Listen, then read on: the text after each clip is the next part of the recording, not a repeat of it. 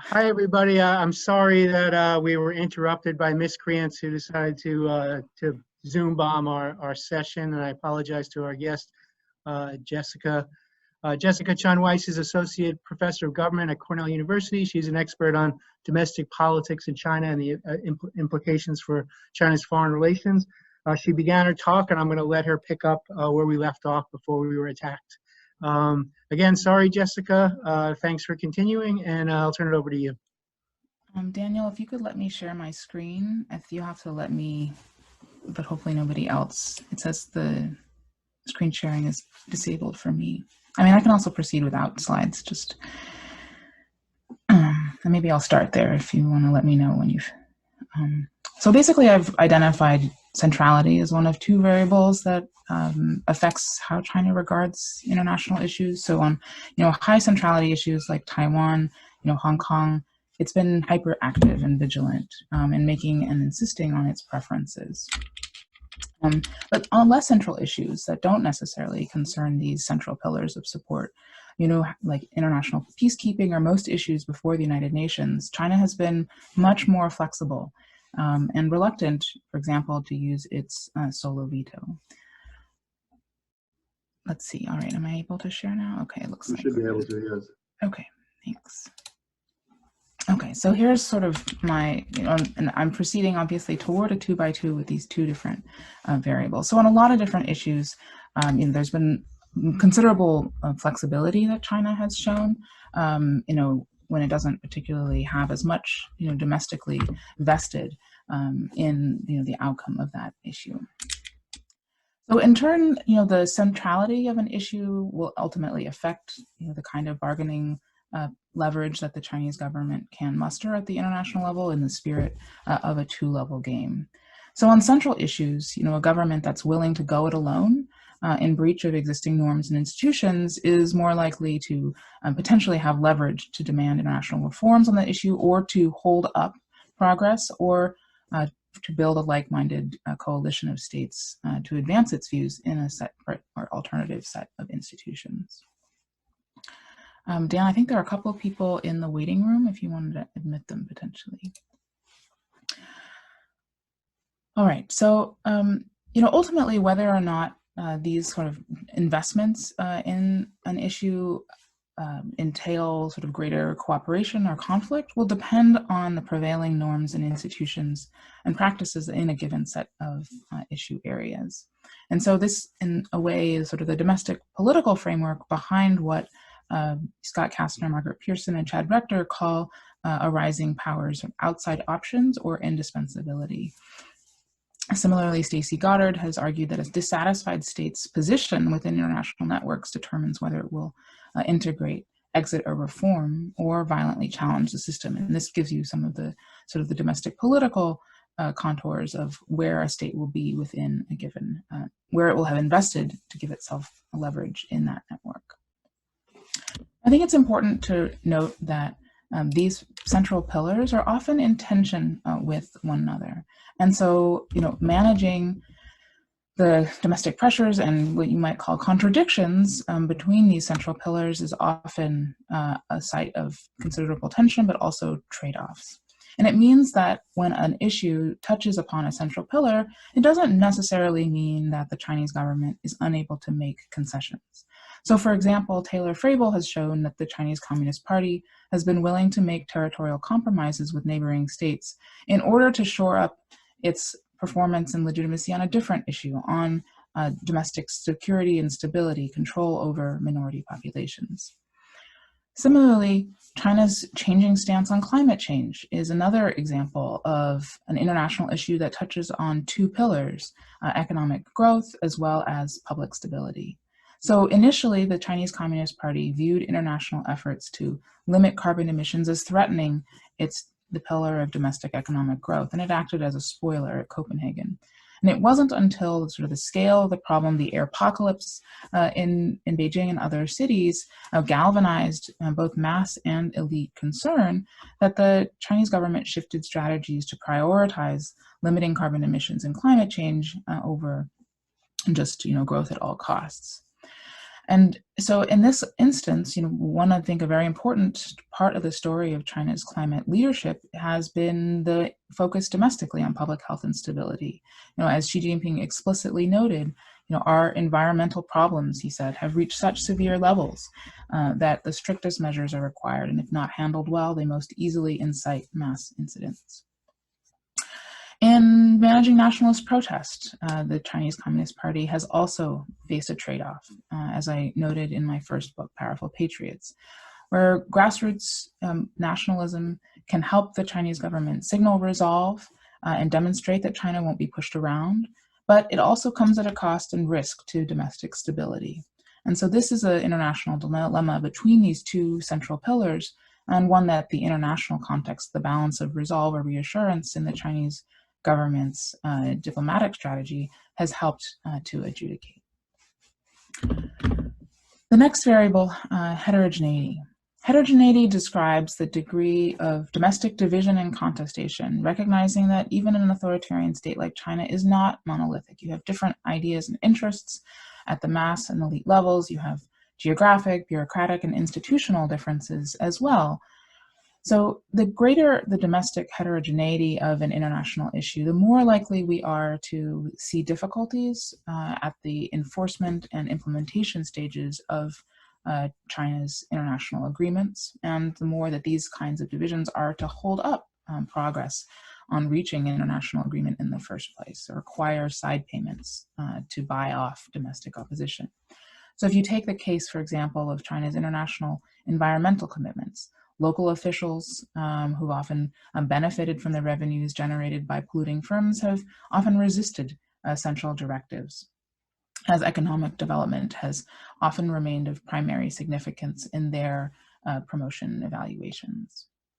And these officials, as well as industries, have proven quite adept at providing sort of as-if compliance, gaming the system to try to comply with, at least in name, environmental regulations and incentives. So what are the implications of some of this? For example, when state leaders set out a general direction but leave the specifics to be hashed out, oftentimes concentrated domestic interests can dominate both the design as well as the implementation of that policy process. So, for example, Yuan Ang has written that even the BRI, the Belt and Road Initiative, has provided an encompassing but ultimately vague slogan that, as she writes, quote, makes it easy for domestic groups to use a national policy as cover to pursue their own agenda. Still, no static representation of the issue space can, I think, capture the malleability and movement of different issues as different actors try to manipulate kind of their demands to frame issues in different ways. Before I get to that, I just wanted to hear, so this is the combination of those two different dimensions, where you have some issues like homeland disputes, including Taiwan, Hong Kong, Tibet, and Xinjiang, occupying a sort of high central but relatively little domestic division over these issues. Although, as I'll get to in a minute, even there you have differences of views as to how forcefully China should press its interests in these shared issues. On a whole other set of issues, you have a lot of heterogeneity and as well as variation in centrality. So this is, roughly speaking, how I have mapped some of the issues that along these two different dimensions. But as I said, no static representation can capture fully the fluidity. And I really want to focus now in the next part of the talk on how it is that different actors, particularly the Chinese government, have used their kind of rhetorical powers to affect how domestic issues are seen as pertaining to their domestic legitimacy and the central pillars of CCP rule. So, for example, in this case, subnational actors may link their demands to a central pillar in order to increase the likelihood of getting traction, side payments or loopholes that protect them from international commitments. So in a bidding war, for example, some industries may be more likely to gain have their demands resonate when they're able to link their demands to central pillars. So in this example here, during the protracted negotiations over China's entry into the WTO, an array of different industries and ministries, provincial governments, all lobbied heavily for continued protection, but some were more successful than others. And as Margaret Pearson's research has suggested, that it was the telecoms lobby that was effective at claiming that foreign internet providers would use China's internet markets to support dissidents or undermine the party, steal economic information, really tapping into deep worries about the loss of Chinese sovereignty to foreign powers, and that this widespread fear of social unrest, loss of sovereignty, made such arguments especially potent. We also see the government trying to shape how different issues are framed. So for example, the trade war, and resistance in Hong Kong. The Chinese government linked those issues to, part of a national struggle in which China has eventually prevailed, and helping in doing so to build public support for a protracted dispute with the United States and to signal its intent to stand firm against international pressure. And so there's been some survey research by Wei Yishe and Zhu Boliang showing that the Chinese efforts to frame the trade war as an existential struggle for the Chinese nation's development elicited much more favorable survey respondents' views of the government's handling of the trade war than it was when it was framed in terms of the economic costs of continuing the trade war. So in the time left, I want to talk about first issues in this upper left quadrant, sort of the high centrality, low heterogeneity issues characterized by China's homeland and maritime disputes. Sorry, I seem to be a little bit behind in my slide in here. So if there is a lot of movement and malleability in issues across time and space, a real question is how constrained exactly is the government by these nationalist sentiments? And so my argument here is that nationalism represents a malleable constraint. It's not a direct driver of Chinese foreign policy, but it does shape the decision-making context. So let's first talk about why it's malleable.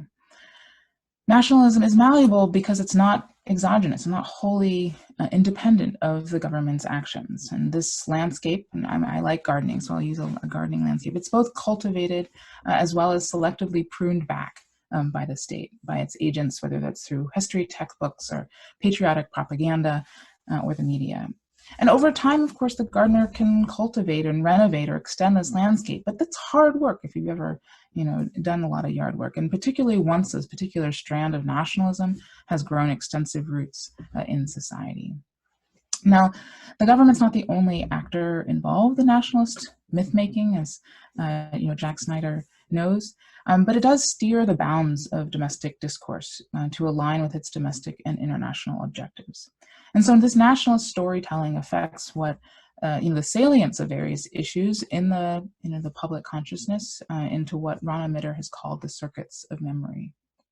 Which historical episodes are showcased for domestic consumption right now? The war to resist U.S. aggression in aid Korea, though how China refers to that. And it also highlights, which contemporary disputes are, critical to the self-defined core interests. So if that's how it's malleable, how exactly constraining is this sentiment? So it's a constraint because nationalism provides contingent support, right? As one of the chief pillars of the Chinese Communist Party's legitimacy, it can bolster, but it can also threaten regime security, with weak performance on issues that are deemed central to the defense and advancement of the nation, hollow out or undermine the CCP's claim to rule. So it can shape the government's domestic calculus even without strictly tying its hands. So nationalism helps then define which policies or which issues are central and which are peripheral to the government's domestic legitimacy. And so it shapes the costs that the government faced in navigating whether it's a real or hypothetical crisis. Mobilized nationalism, as I wrote about in my first book, increases the costs of conciliation and shapes that domestic decision-making environment. And it affects whether the government can even invoke the specter of popular mobilization credibly, whether that's street protests or consumer boycotts. And finally, in the age of the internet, popular nationalism often provides the spark for international confrontation as Chinese netizens go global in their efforts to defend the Chinese nation, as last year's NBA controversy showed. The contours of nationalism thus, I think, shape the government's expectation of popular criticism on which issues is it most likely to face risks or reap the greatest rewards. And it provides the rhetorical framework that shapes which foreign policy critiques are likely to be powerful and which are likely to be only glancing blows. Now, surveys show that the Chinese public is relatively hawkish, with a majority of respondents endorsing greater reliance on military strength, greater spending on national defense, and approving of sending troops to disputed islands in the East and South China Seas, and viewing the US military presence in Asia as threatening.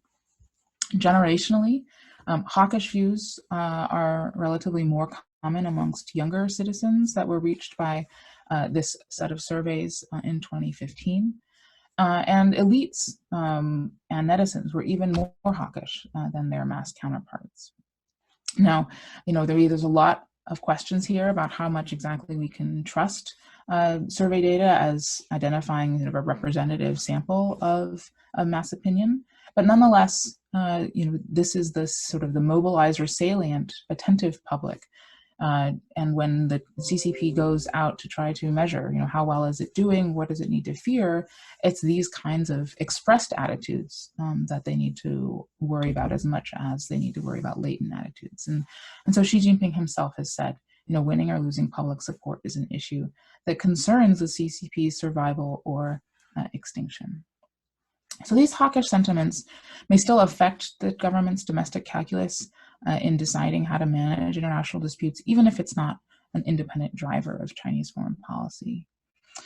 It may affect whether or not the CCP, minimizes publicity surrounding international disputes in case media coverage sort of whets the public's appetite for a decisive victory.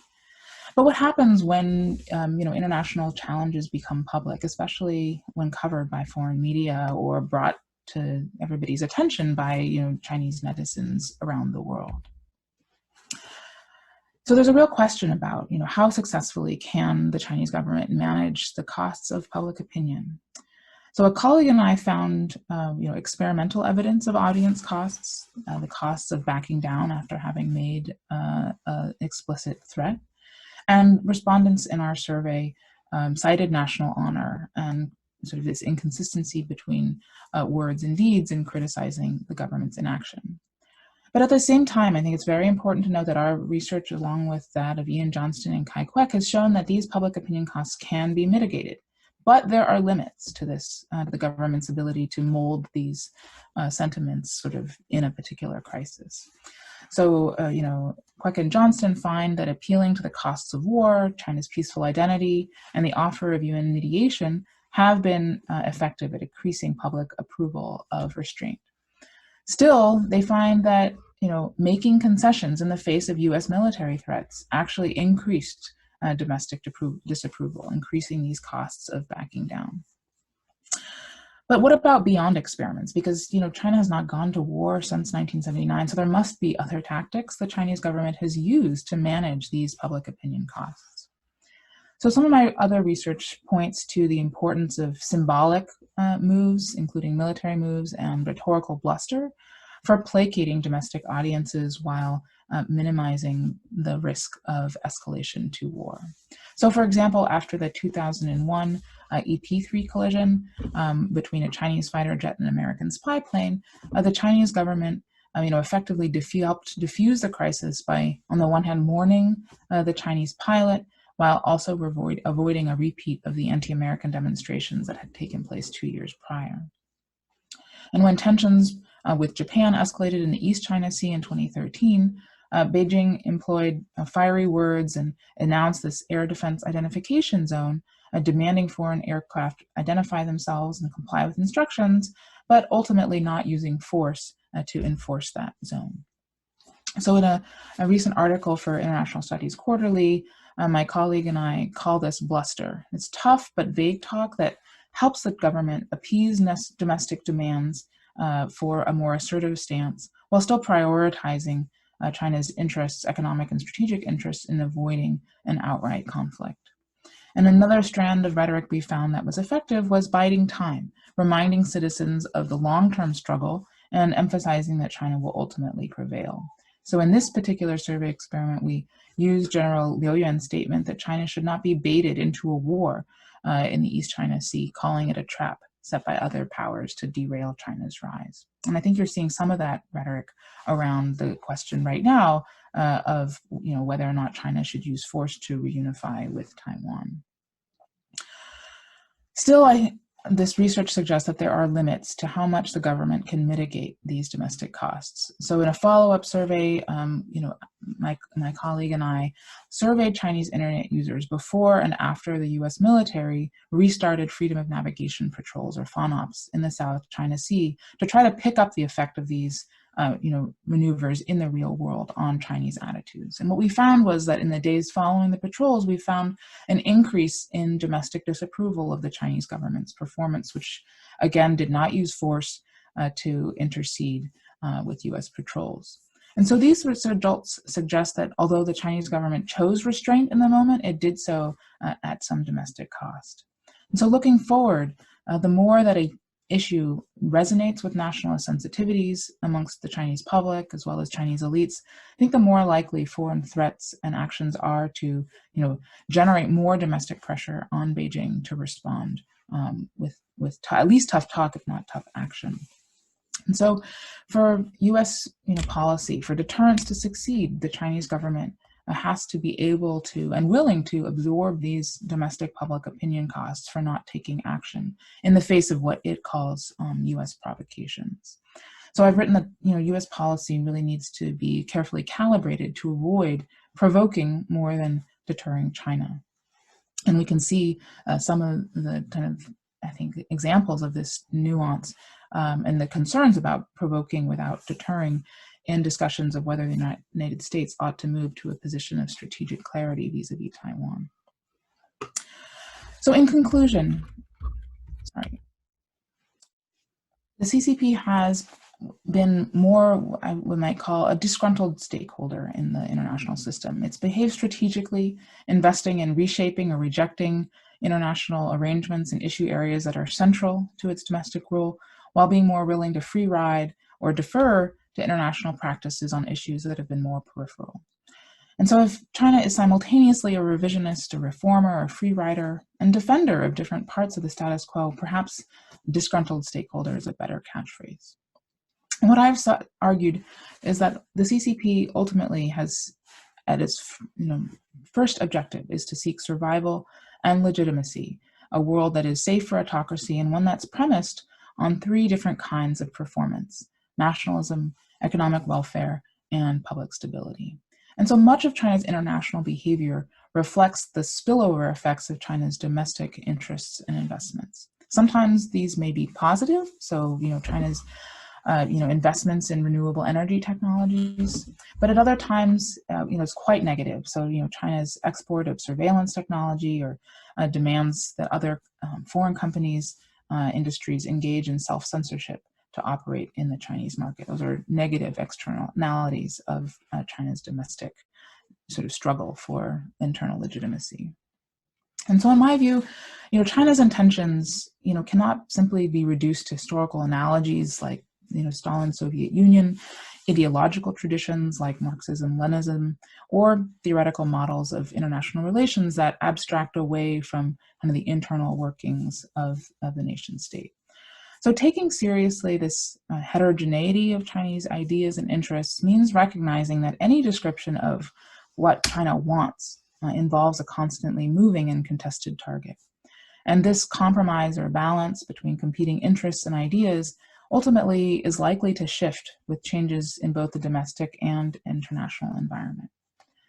Now, some have looked to China's growing influence and more assertive efforts to secure its core interests, and concluded that China poses an existential threat to liberal democracy around the world and in the United States. So in my view, this is an exaggeration. As I wrote in Foreign Affairs, the CCP's security at home requires a world safe for autocracy, but that can also be one that is safe for democracy. This is a nationalist vision rather than a universalizing ideology, at least for now. But it's important to recognize that this effort to defend the CCP's rule at home has also become increasingly international in scope, and its efforts to make the international system more hospitable to the CCP and China's international leadership have had a corrosive effect on democracy and liberal norms. But so far, at least, the Chinese Communist Party has not been bent on a messianic effort to spread Chinese-style autocracy around the world or overturn the whole global order. Far from a so-called Beijing consensus, there's a spectrum of domestic opinion, with some advocating a much more aggressive effort to proclaim and promote a China model, while others on the liberal end of the spectrum argue that China's success owes much more to unleashing markets and private enterprise than to state-directed efforts. Under Xi Jinping, Chinese leaders have been much more willing to promote a China solution or to offer a new option for other countries seeking to achieve modernization. But he and other Chinese officials have explicitly denied, including this year, any intent to export this model or require others to copy China. So far, I see this as more of an interest in advertising an option rather than requiring a conformity. Still, this hasn't stopped, ideological differences from moving to the center of the, growing tensions between China and a number of democracies, including the United States, Australia, and the European Union. Now, many in the United States are debating whether this represents a new kind of Cold War, but I think this analogy ultimately obscures more than it reveals. Obviously, there are innumerable differences between the Soviet Union and China today, but the biggest problem is that it implies an existential to-the-death ideological conflict between liberal democracy on the one hand and socialism with Chinese characteristics. Under Xi, the Chinese government has been aggressive in combating perceived threats to regime security and territorial sovereignty from Xinjiang to Hong Kong, fighting with India along its disputed border, and fortifying Chinese claims to the South and East China Sea. But China has tried to promote its image abroad and intimidate dissent, where it threatens the CCP and its national interests, which has entailed, encroaching on freedom of speech in democracies like the United States. These do amount to threats to US values and interests, but they are not the sort of you live, I die contest that, Trump administration officials like Robert O'Brien have recently claimed. The CCP is holding up its example as proof that countries can develop without democratizing, but Beijing is not bent on remaking other countries in its own image. Yes, Chinese companies are selling high-tech surveillance technology around the world for profit, but Beijing is not starting coups, arming communist guerrillas, or invading and installing communist regimes around the world. Not since Mao has the Communist Party of China sought to export revolution or topple democracy. So as historian Arnie Westad put it, the CCP today is nationalist rather than internationalist in its outlook. And as Stanford professor and former ambassador to Russia, Michael McFaul, recently wrote, if Xi and his comrades are actively trying to promote Marxism, Leninism, Maoism around the world, they are doing a bad job of it. Now, with the coronavirus, criticism of the CCP and hopes for regime change have grown abroad. And so has the CCP's willingness to show off its resolve and proclaim a superior type of system. So an open question is whether or not the CCP leadership, newly frightened at home and emboldened abroad, will more actively try to tip the scales toward Chinese-style autocracy around the world. Now, to date, China's behavior has largely been kind of pragmatic or agnostic about the regime type of the host country that it's dealing with. The strings that it's attached are to the one China principle, not how autocratic or democratic the other government is. China's economic coercion, whether consumer boycotts or commercial sanctions, have all been targeted at companies and governments that have supported causes that the CCP deems threatening to its central interests, core interests, whether that's the Hong Kong protests, Tibetan independence, or now Australia's call into an investigation into the origins of the coronavirus. But to the extent that China's mask diplomacy has come with strings, it's been demands that others praise China's efforts, rather than its criticizing its missteps, not that other countries should copy Chinese-style authoritarianism. So to me, this continues to look more heavily weighted toward a nationalist realpolitik on Beijing's part, rather than a universalizing ideology. Now, this could change, to be sure, and one of the things that I'm concerned about is a strategy that makes China feel that it needs to go much more on the offensive in order to survive in the international system. But even if the CCP ultimately embraces a universalizing mission, I think it may still be hamstrung by its nationalist realpolitik incentives and the backlash that nationalism has engendered around the world. So at the end of the day, as we debate, what China wants, I think analysts need to resist the urge to base their threat assessments primarily on select quotations from Chinese rhetoric.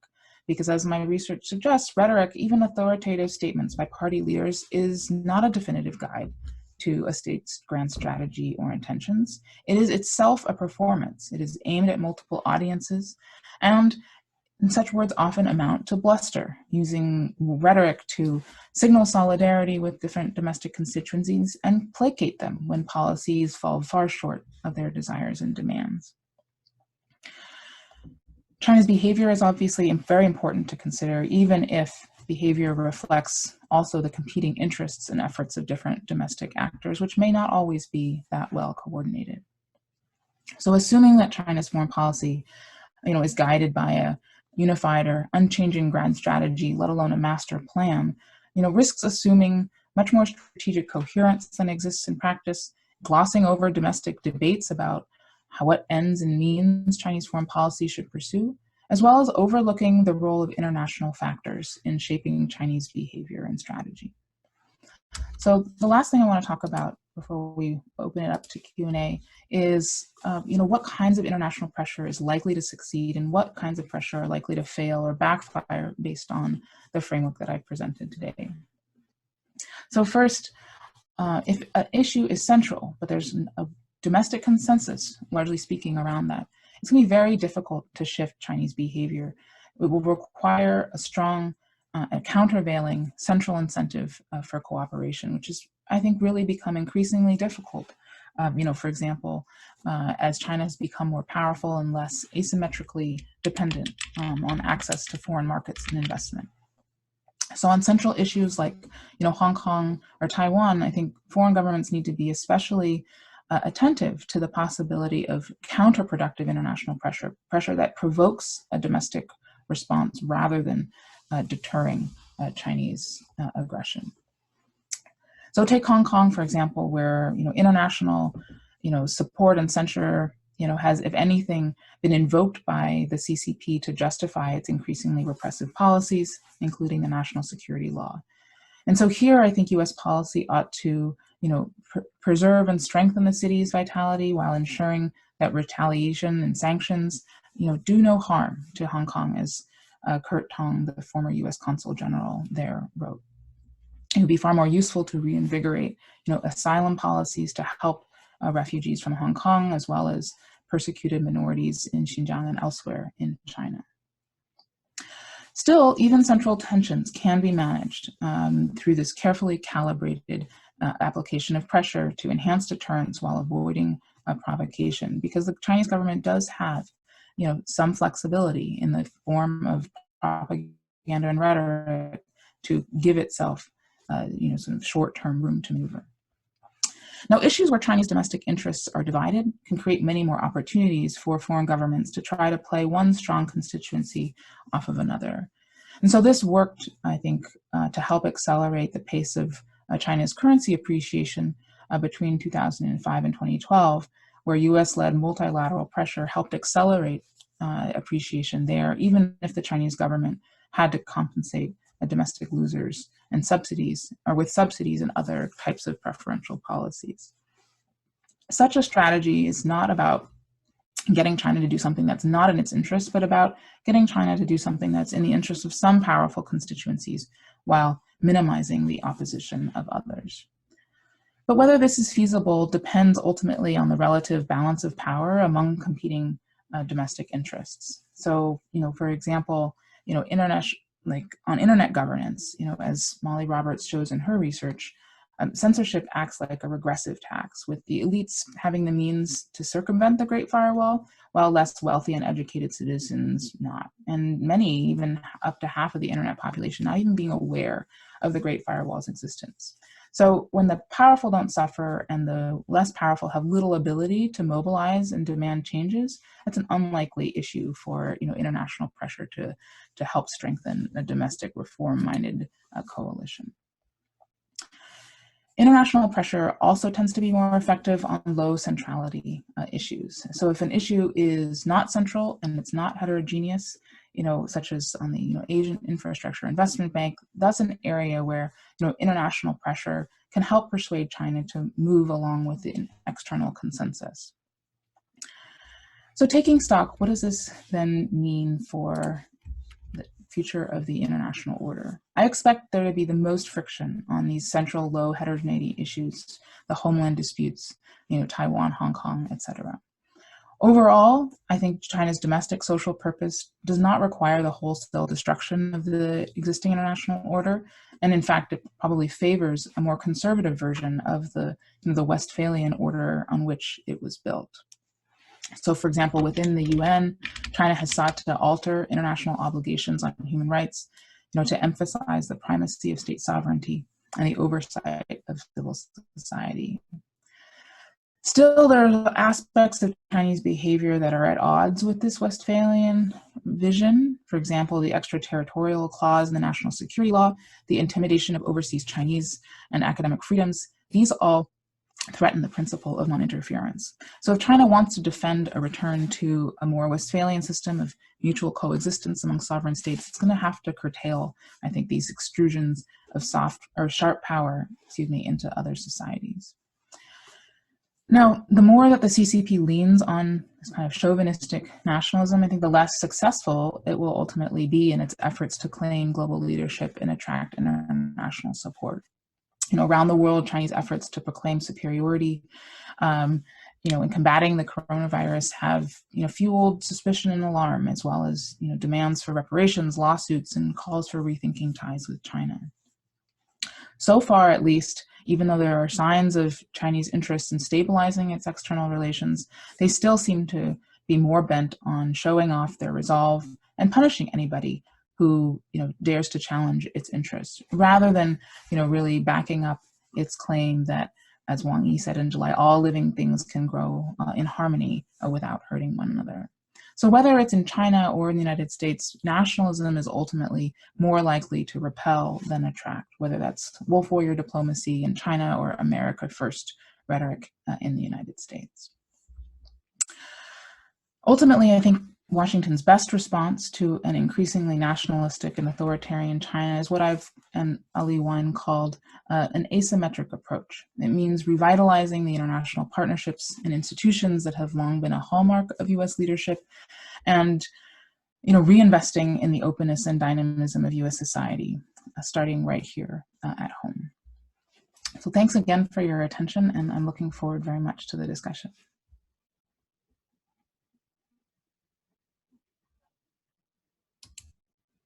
Oh, Tom, you're muted. Yeah, okay. I needed James to unmute me. I'm going to ask the first question, Jessica. Thanks for the excellent presentation, and sorry again for the rude interruption by the hackers. My question is really, I published a report at the Asan Institute about why I don't think there's going to be a Cold War with China, and I agree in that piece with your basic thesis that what China's doing through its influence attempts abroad is to defend Communist Party rule at home against criticism and to defend China's claims in its various sovereignty disputes.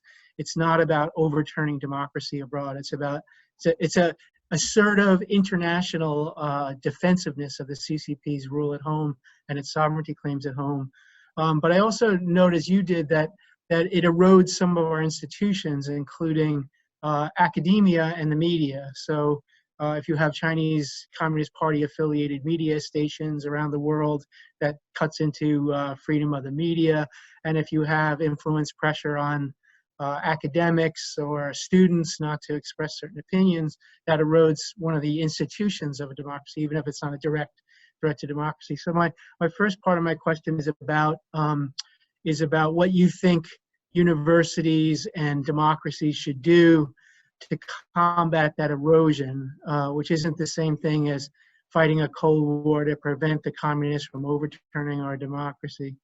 And the second piece is about the sovereignty disputes themselves, which I agree with you on too, as kind of core interests that they're more sensitive on. But one thing that concerns me about Xi Jinping's China, as opposed to his predecessors, is how much weight he has put on this mission of the great rejuvenation of the Chinese nation, which he has said in his speeches on Taiwan in particular in January 2019, that unification with Taiwan is a prerequisite for the achievement of that mission.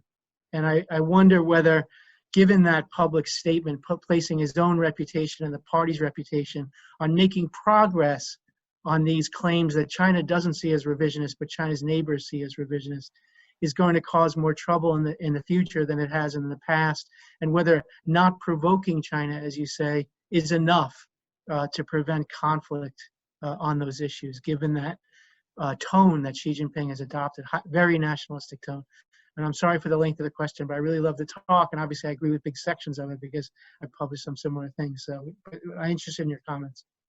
Thanks so much, Tom, and I'm looking forward to reading your piece or going back to your piece in the ASEAN Forum. I think that on the first question of, how do we defend academic freedom, I commend to you and the rest of the audience the PEN project on the future of U.S.-China relations, particularly the pieces by Rory Truex and Mary Gallagher. So I think that they are very much cognizant of the benefits of educational exchange and bringing Chinese students to the United States, but that comes with it also a responsibility to, equip these students and our institutions, with the tools to defend academic freedom, here in our classrooms and on our campuses. And so that means, ensuring that, students are not, reporting on one another. It means that, university hosted events are not, shouted down or prevented from happening. And it also means being very, careful to ensure transparency of any kinds of, Chinese activities that, potentially Chinese-sponsored activities, and preventing them from taking place on campus. So I think Mary Gallagher has some interesting recommendations with regard to, both Confucius Institutes and CSSAs, Chinese Students and Scholars Associations. And those are really the areas in which, right, like these are corrosive, but I don't think that they pose existential levels of threat, to liberal democracy, for example. On the Taiwan question, and I completely agree with you that, nationalism and the achievement of, national rejuvenation has occupied a much, more prominent place in the CCP's rhetoric under Xi Jinping. Yet I think that represents sort of a relative reweighting of, the Chinese Communist Party's legitimation strategy towards nationalism and away from, say, double-digit economic growth.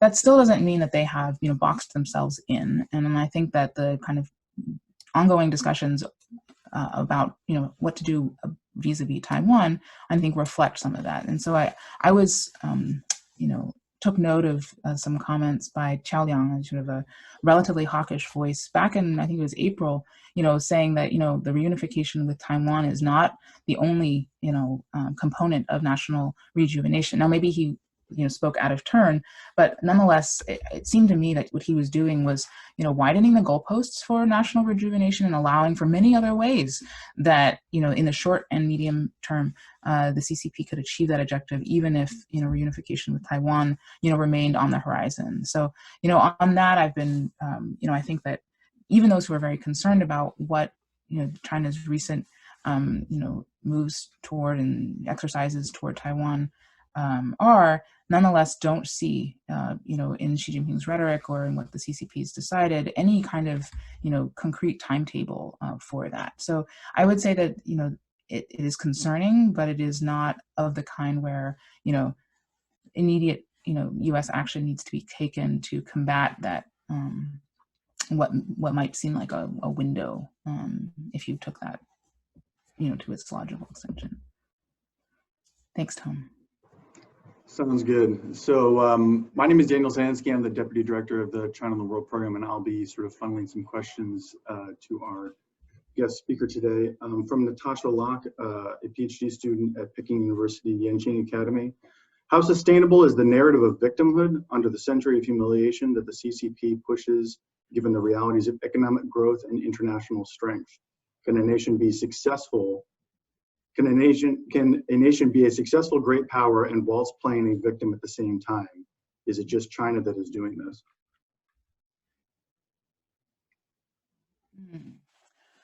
Yeah, it's a really interesting question. Thank you for it. I think in China's nationalist narratives, there has been, I think, a growing emphasis on China as victor.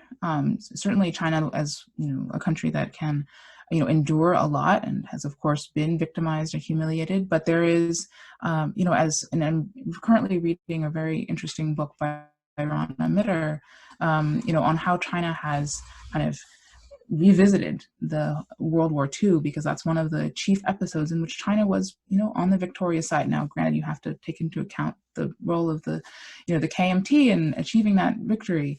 But it is, as part of, the China laying the groundwork for a different narrative about China being, present at the creation of this new post-World World War II order. That narrative of victory is actually quite important. And it's not just, so in that sense, these are two different narratives that sit side by side and are somewhat, uncomfortably in tension with one another.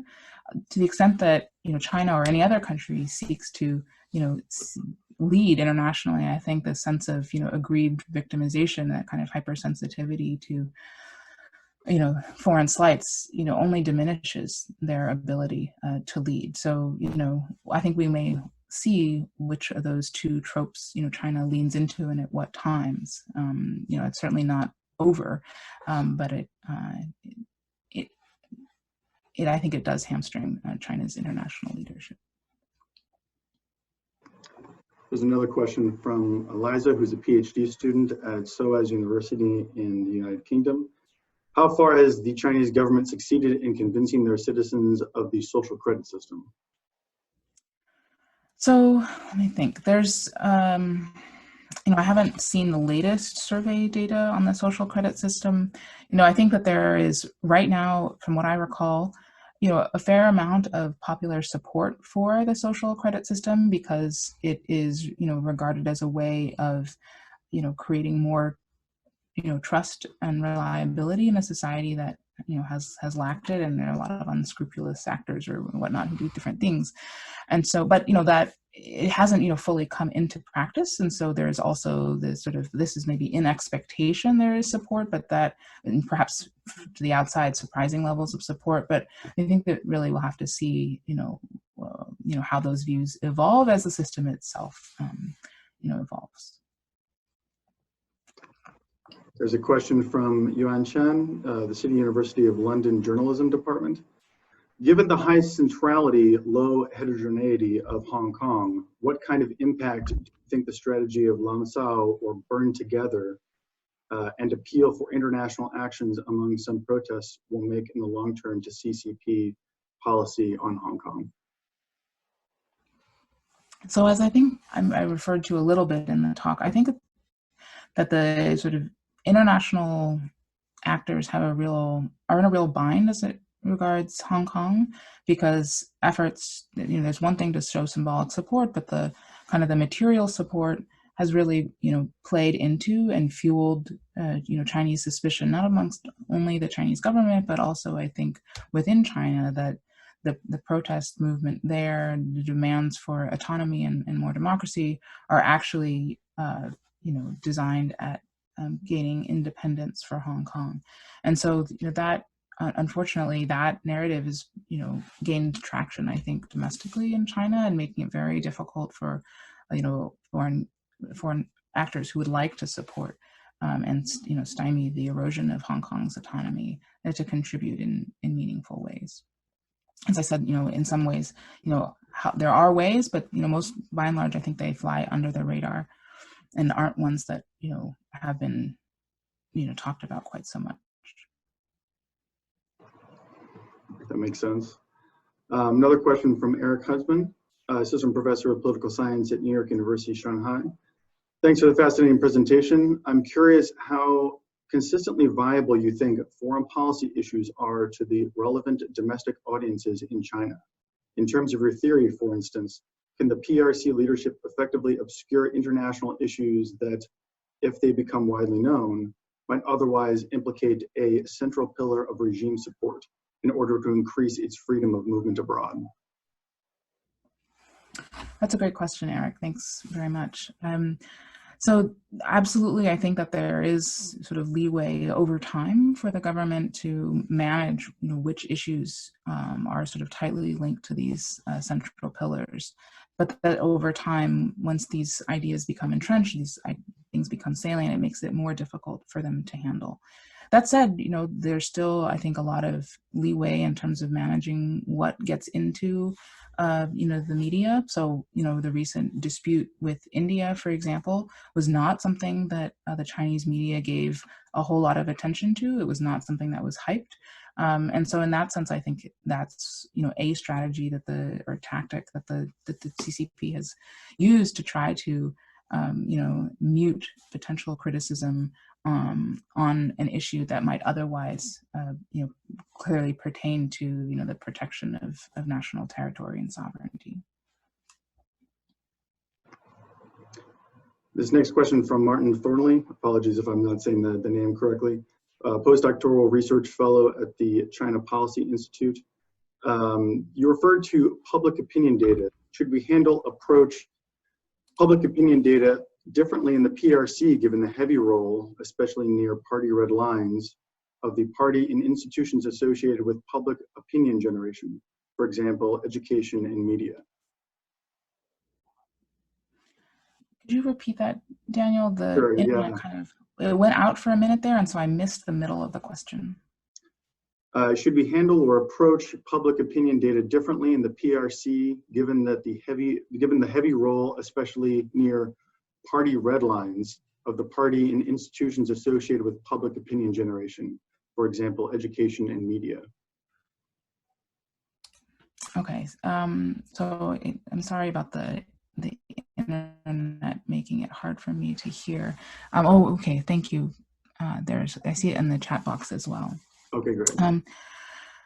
So yeah, so we absolutely need to be, cognizant that, public opinion data in China may be subject to, both self-censorship and social desirability biases.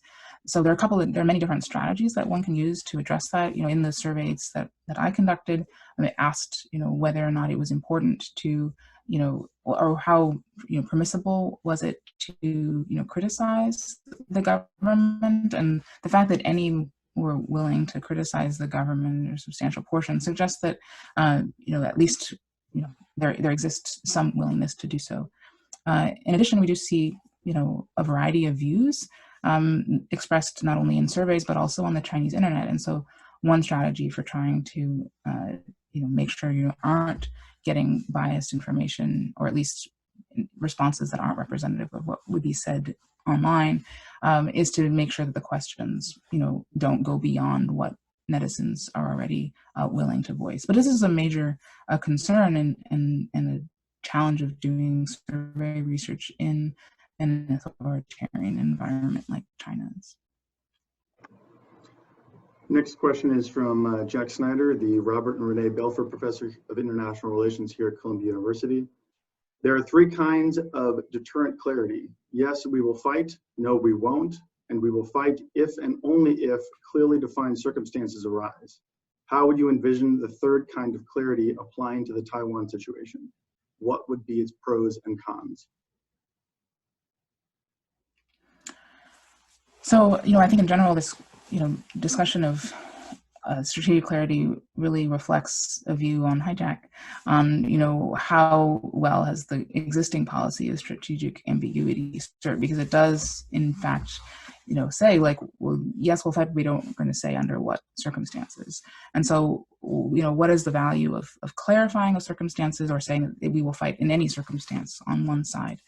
I see that, largely as really depending on the reaction function from China, and that right now this policy of strategic ambiguity has been beneficial in part by reassuring Beijing that the United States will not support a unilateral move toward Taiwan independence. Now, maybe the current government in Taiwan won't, but future leaders might not be so circumspect. In fact, a policy of greater clarity might be more likely to embolden future leaders on Taiwan.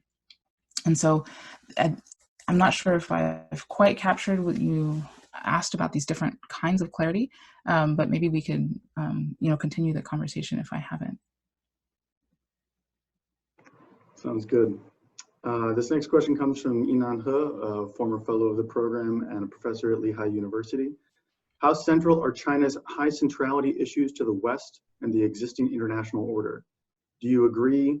Do you argue that the West, US in particular, would or should not give ground to China on these issues in exchange for cooperation on issues not so central to China?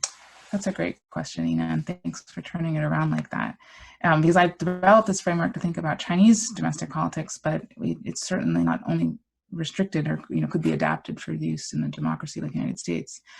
I think it's really, like as in the Chinese context, these issues are contested and evolving. And so, the issue of, Taiwan, Taiwan is a democratic state that the United States is defending. To the extent that this becomes, US-China relations becomes framed as a new Cold War, an ideological contest, then the issue of Taiwan's defense becomes much more central. And so I think that, rather than saying, oh, give ground to China, it's more about, in my view, managing the status quo and preserving it.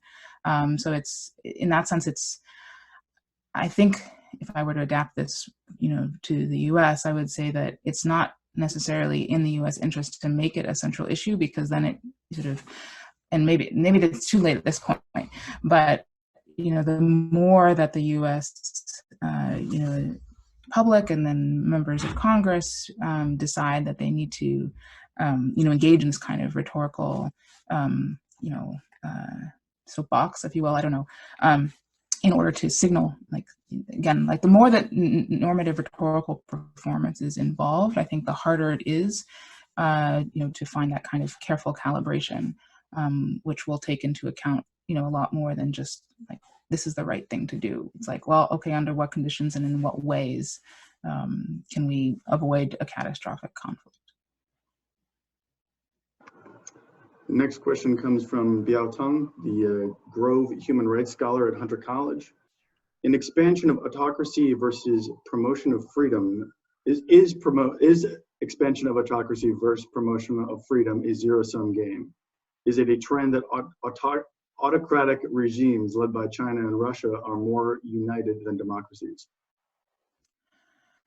So, on the face of it, I think autocracy and democracy are in some ways zero sum, but on the other hand, I think that actual trends in democracy promotion over time have found ways not to threaten the authoritarian regimes or semi-authoritarian regimes in which these activities have been conducted. So there's a great book by Sarah Bush called Taming of Democracy Assistance, for example. And actually many of the ways in which China may be having an impact on the strengthening of autocracy is not because China has this grand strategy of doing so, but it is helping export the actual infrastructure, right, the digital infrastructure. It is providing the financial assistance, et cetera, that allow incumbents in whatever type of regime to strengthen and consolidate their rule. And so in this way, I wouldn't say it's sort of zero sum exactly, because you could imagine both things happening at the same time. You could have like democracy promotion strengthening civil society, but you could also have, Chinese aid and investment making it easier for incumbents. So that might, these might be working sort of at cross purposes, but I don't see them as sort of like, black or white, tipping the scales one way or the other toward or against autocracy.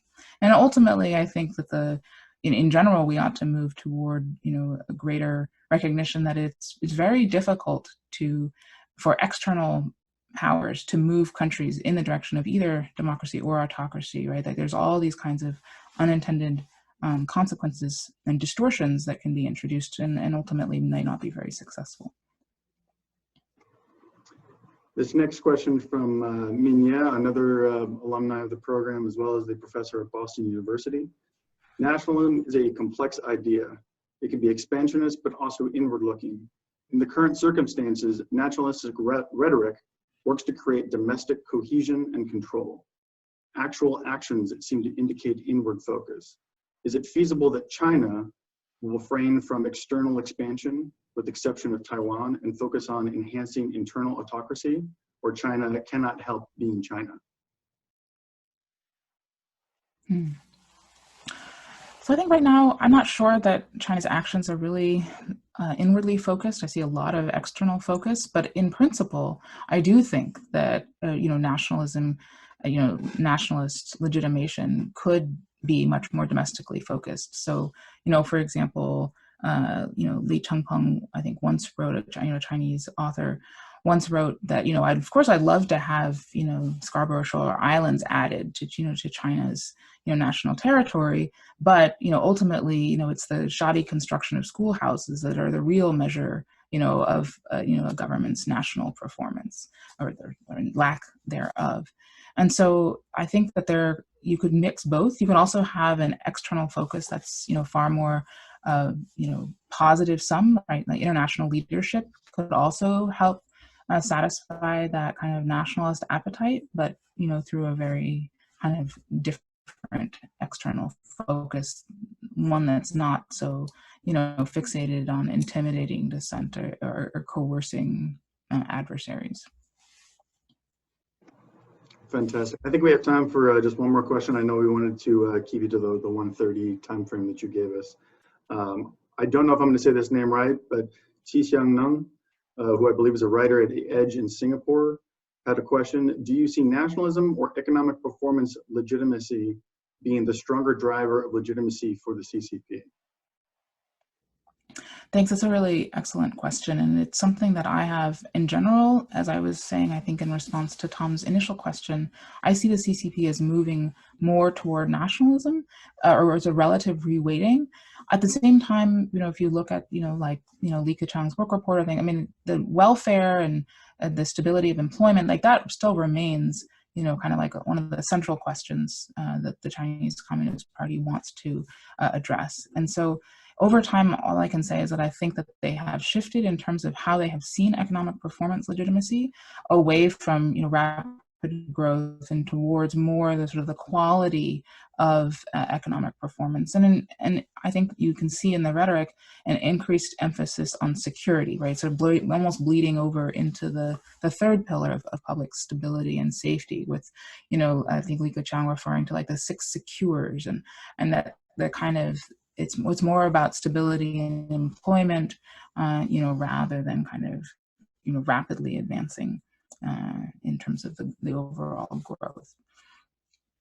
But, I think it probably also, differs, right? Like I'm very much aware that there are different audiences inside China. And so, and others could care less about the national, just really care about welfare or, their own parochial interests. And so really the question I think you're asking requires some aggregation of all of these. And so I've given you my kind of best guess at this, but, ultimately I do think this is an empirical question. That makes sense. Well, I believe that's all the time we have today. Thank you so much for taking the time, Jessica. Really apologize for the difficulties earlier. Want to remind everyone that the CWP next event is going to be this Monday with our current CWP fellow, Julian Gordz, and he'll be talking about how does Beijing view U.S.-China decoupling. Thank you again, and everyone have a great rest of your day. Thank you, everybody. I Appreciate it. Really wonderful questions. And I'm just sorry I couldn't see all of you in person and your faces. So Hopefully soon. thanks.